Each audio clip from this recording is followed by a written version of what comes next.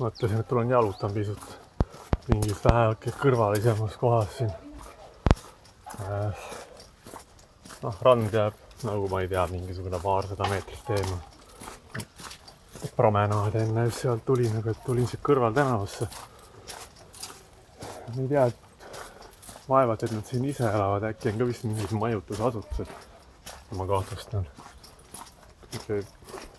Ütleme nagu Hispaania kultuuriruumile nagu väga iseloomulik, et kõik on selline valge.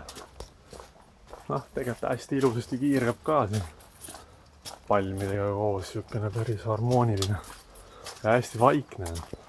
Promenaadi peal enamus jalutavad, aga siin kõrval nagu praktiliselt polegi mitte kedagi. Aga siukene hästi mõnus on, jah. Igalt nii parem praegu. Päike nagu paistab tagant, ega see kõrbest tulek oli siukene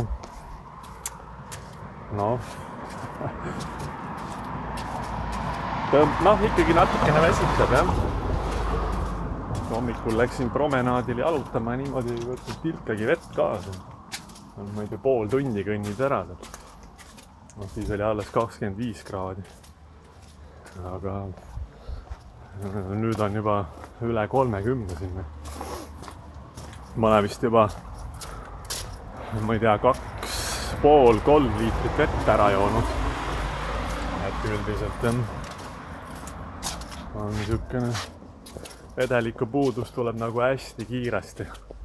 Et liiga pikalt ei saa. Vist ei saagi niimoodi tagurpidi kõndima, sest päike pole niimoodi kaamerasse. Pärast võib-olla hääl on, aga pilti pole. Aga jah, lahe siuksed mõnusad linnakesed siin, siuksed hästi ubased. Inimestel on siin kindlasti väga mõnus puhkamas käia. Ma kujutan ette, ise ma enda pealt tunnen seda.